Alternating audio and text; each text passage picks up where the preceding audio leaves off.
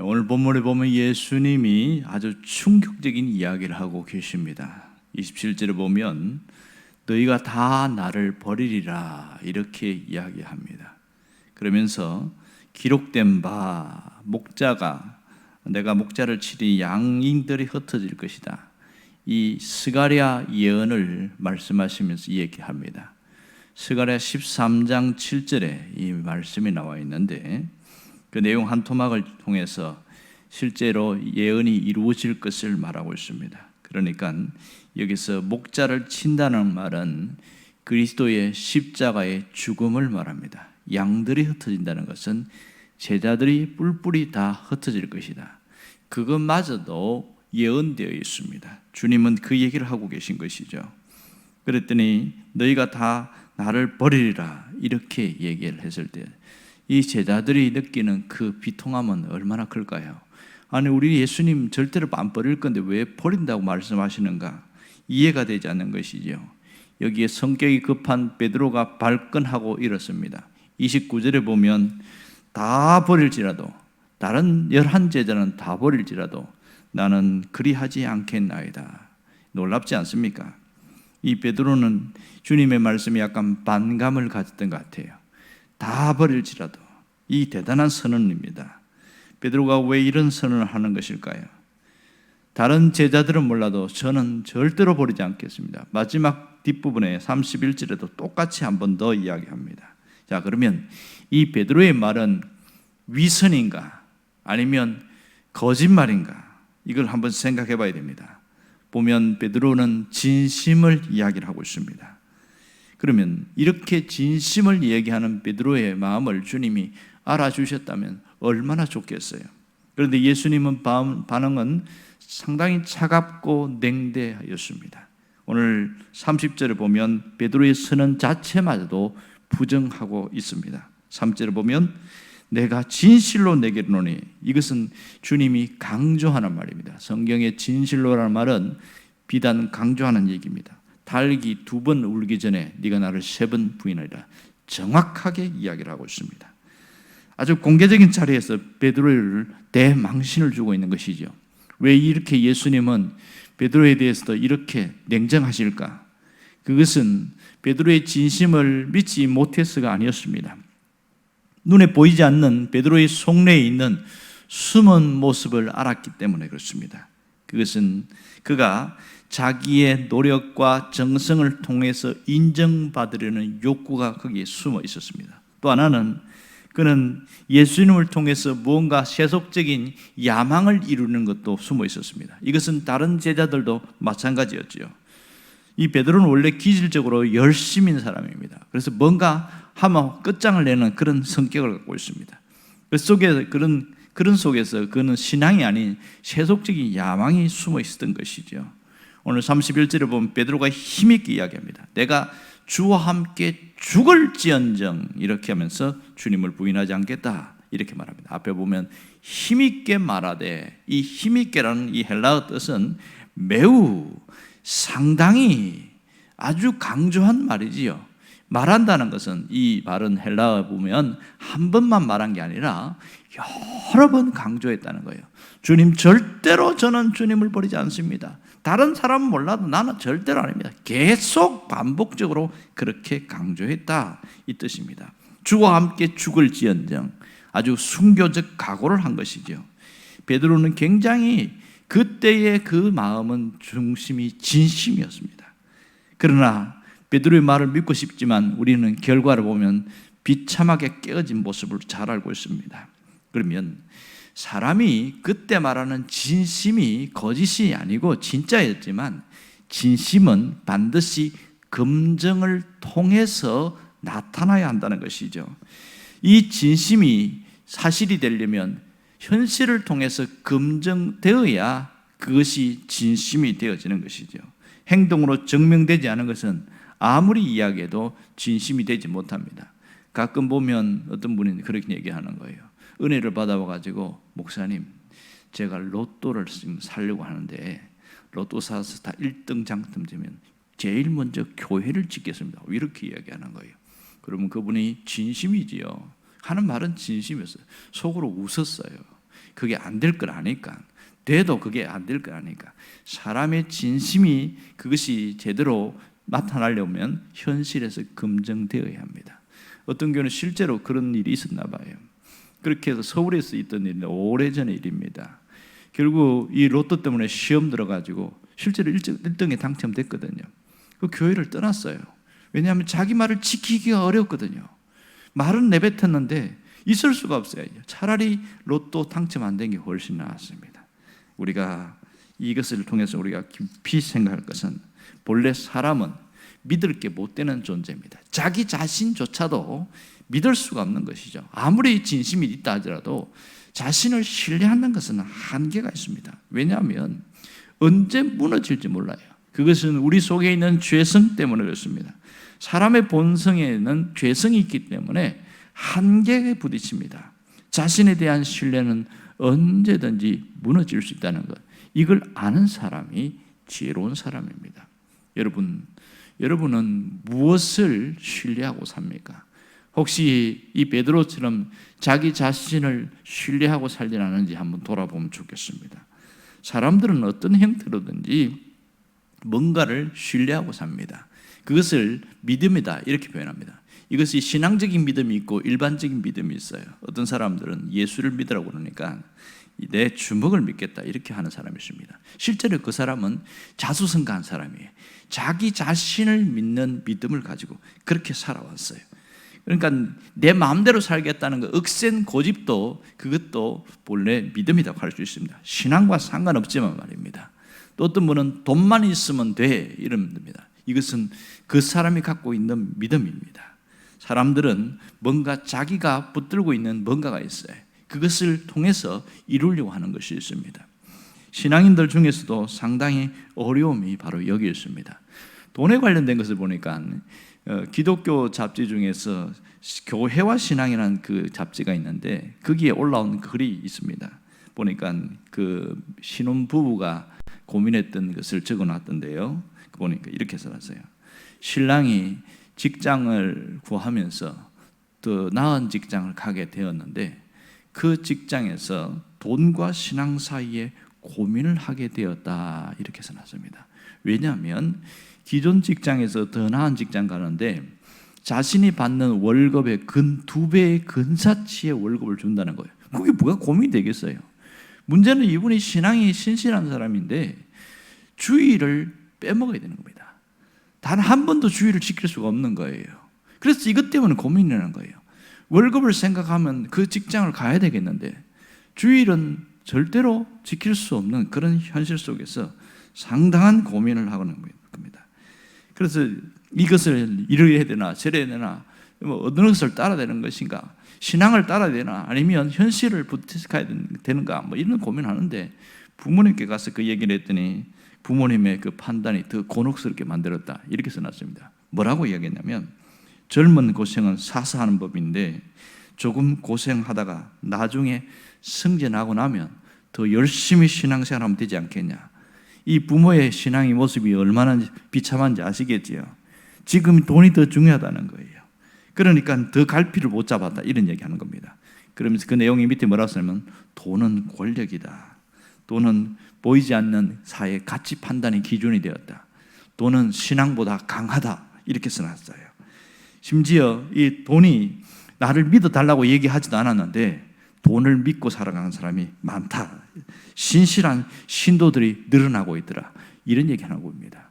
믿음이 강한 사람이라도 돈 앞에서는 맥을 못 추는, 이것이 우리의 현실임을 지적하는 모습입니다.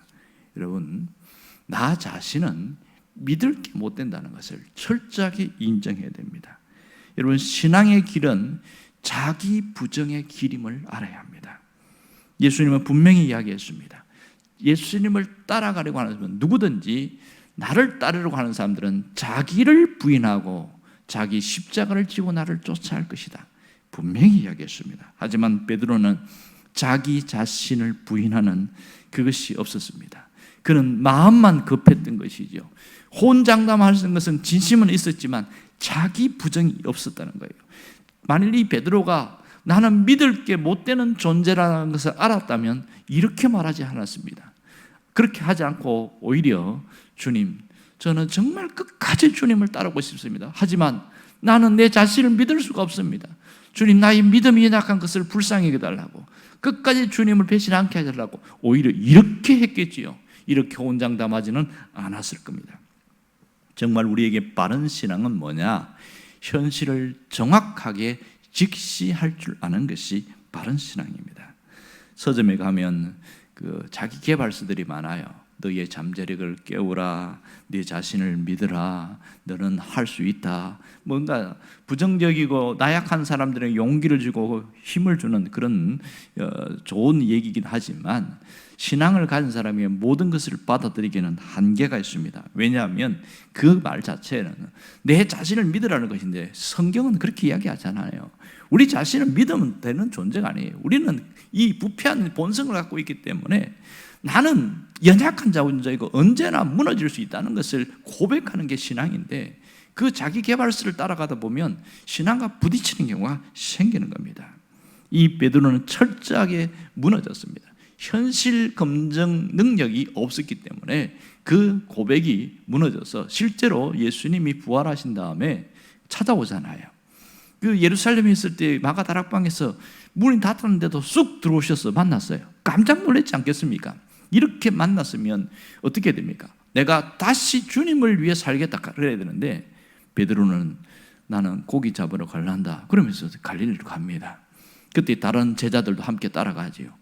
그게 한 8명인가 함께 따라가서 9명인가 그래서 고기 잡고 있는데, 그 베드로의 모습, 왜 고기 잡으러 가는다고 그렇게 얘기했을까요? 그것은 자신의 멘탈이 무너졌기 때문에, 자신이 버티고 있던 나는 한 주님을 끝까지 믿고 간다는 그 신앙 자체가 다 무너진 것을 알 수 있습니다. 왜냐하면 자기 안에 있는 자존심이 상하고 내가 자기 자신이 미운 거예요. 그러니 자기 학대하는 것이죠. 여러분, 우리가 정말 중요한 것은 내가 누구인가를 알아야 되고, 내가 어떤 존재인지를 깨닫는다면 오늘 하나님 앞에서 바르게 어떻게 하면 설 것인가를 생각해야 됩니다. 나는 믿을 만한 존재가 되지 못하고 오직 전적으로 믿을 만한 분은 주님밖에 없다는 것을 깨달아야 됩니다. 그래서 이 자기 검증이 되지 않은 것은 어떠한 말도 사실은 신뢰할 수 없는 것이죠. 그런데 놀라운 것은 뭐냐면, 이러한 베드로라 할지라도 주님은 포기하지 않았습니다. 우리도 마찬가지죠. 주님은 우리가 실패했다고 해서 책망하고 내치는 것이 아니라 그대로 다시 찾아오시는 주님이십니다. 오늘 28절에 보면 이런 얘기를 합니다. 그러나 내가 살아난 후에 너희보다 먼저 갈릴리로 가리라. 너희보다 먼저 갈릴리로 가리라. 이 갈릴리가 어떤 장소입니까? 이 베드로와 다른 제자들이 예전에 물고기 잡던 곳이었어요. 주님이 왜 이곳에 가시겠다고 말씀하시죠? 이것은 자기 자신에 대하여 절망하고 있는 그들에게 찾아가시겠다는 거예요. 주님은 미리 들어서 십자가 지기 전에 알고 계셨던 것이죠. 이 십자가 앞에서 예수를 정면으로 부인하고 저주하면서 부인하고 도망쳤던 베드로, 그 베드로를 찾아가고 있습니다. 자신의 한계에 철저한 한계의 무능함을 경험했던 베드로를 찾아가서 그렇게 해서 다시 묻습니다. 요한의 아들 시몬아, 네가 나를 사랑하느냐? 이렇게 묻습니다.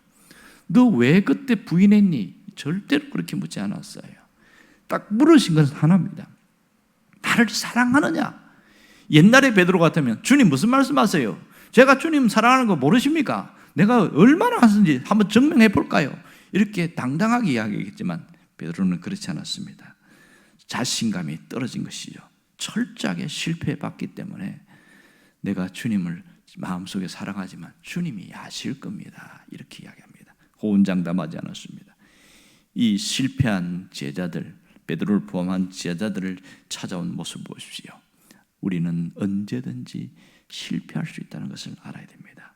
실패하는 자에게 중요한 것은 내 힘으로 살 수 없고 하나님을 의지하면서 살아야 되는 존재임을 깨달아야 됩니다. 다 실패한다고 하나님을 의지하는 게 아니에요. 평소에 하나님을 의지하는 신앙이 습관화되어 있는 사람이 하나님을 붙들기 시작합니다. 오히려 실패하면 자기 학대와 절망감에서 하나님을 부정하는 사람들이 더 많습니다. 하지만 평소에 하나님을 의지하는 사람은 이런 실패와 고통 속에서도 더 하나님을 의지하고, 하나님, 저는 나 자신은 믿을 수가 없는 존재입니다. 그러면서 한 걸음 더 나아갑니다. 전적으로 하나님의 은혜로 살아갈 수밖에 없습니다. 하나님의 은혜가 아니면 우리는 무너집니다. 나는 무너집니다. 그렇게 고백하게 되는 것이죠. 누가 이런 고백을 했습니까? 사도 바울입니다. 사도 바울은 자기 힘으로 모든 것을 할 수 있다고 생각했는데 완전히 무너져 버렸습니다. 다메섹 도상에서 철저하게 깨어졌을 때, 그때 이후로 자기가 깨달은 것은 내가 하나님의 은혜가 아니면 살 수가 없구나, 이것을 깨달았습니다. 그래도 고린도전서 15장 10절에 보면 나의 나된 것은 오직 하나님의 은혜로 된 것이다, 이렇게 말합니다. 나의 나된 것은 하나님의 은혜로 된 것이다. 이 고백은 나 자신을 의지하지 않겠다는 거예요. 언제든지 나는 어떻게 될지 모르고 어떤 삶을 살지 모르지만 오직 하나님만 의지하며 내가 나가겠습니다. 그 고백이 있는 것이죠. 여러분, 오늘 베드로가 뒤에 부활하신 이후에 디베레 바닷가에 찾아왔을 때 네가 나를 사랑하느냐 물었을 때 뭐라고 그런지 아세요? 주께서 아시나이다. 주께서 아시나이다. 그때 주님이 내 양을 치라, 이런 표현합니다. 이 말은 실패해도 괜찮아, 다시 일어나면 돼, 다시 하면 돼, 그 뜻입니다. 내 양을 치라는 것은 주님이 다시 일으켜 주시는 주님의 음성이었습니다. 여러분, 실패를 통해서 내 자신을 의지할 수 없다는 그 사실을 깨닫는 것만으로도 우리는 놀라운 변화가 일어납니다. 하나님은 자신감 넘치는 사람을 쓰지 않습니다. 자기를 의지하는 사람을 쓰지 않습니다. 오히려 철저하게 깨어지고 실패한 사람, 무능한 존재라고 생각하는 그런 사람을 씁니다. 왜요? 순간순간 하나님을 의지하니까. 내 힘으로 살 수 없다는 것을 삶의 현장에서 몸소 깨달았기 때문에 늘 하나님을 의지하는 삶을 삽니다. 자아가 강한 사람은요, 절대로 하나님을 의지하지 않습니다. 의지하는 척만 하는 뿐입니다. 그러므로 하나님은 실패한 자들을 즐겨 사용하십니다. 실패한 그 현장에서 주님이 우리를 부르십니다. 여러분, 탕자가 집에 돌아온 것은 그가 성공해서가 아니었어요. 철저하게 실패했기 때문에, 다 잃어버렸기 때문에 집으로 돌아왔던 것이죠. 그런 걸 보면 실패가 복이 될 때가 있습니다. 실패를 통해서 하나님을 만나게 되고 자신의 연약함을 깨닫고 더 주님을 의지할 수 있게 되기 때문에 그렇습니다. 주님은 이 실패를 통해서 다시 시작하신 하나님이라는 겁니다. 내가 하나님을 붙들기 시작하면 하나님은 놀랍게 새로운 일을 하는 겁니다. 그러므로 넘어졌다고 절망할 게 아니지요. 무너졌다고 그렇게 낙심할 게 아니라는 겁니다. 쓸모없는 자가 아니라는 거예요. 하나님만 다시 붙들기 시작하면 우리는 언제든지 일어날 수 있다는 사실을 알아야 됩니다. 다시 일으켜 주시는 주님을 붙들어야 합니다. 어떤 상황, 어떤 환경에 있다 할지라도 하나님은 우리를 다시 이렇게 세운다는 것을 아십니다. 그러므로 내가 주님을 손을 붙들 때 그때부터는 우리 삶에 놀라운 변화가 일어나기 시작합니다. 그걸 통해서 주님은 나를 사용하십니다. 내가 나이가 많고 몸이 약하고 뭐가 없고 가정이 어렵고 그것은 상관없습니다. 철저하게 주님을 의지할 때 모든 필요를 세워쓰고 약한 것을 강하게 하신다고 했습니다. 없는 것은 채워주신다고 했어요. 나를 능하게 하시는 주님이라고 말씀했습니다. 약한 나로 강하게 하시는 그 주님을 오늘도 붙들고 승리할 수 있기를 주의 이름으로 축원합니다. 기도하겠습니다.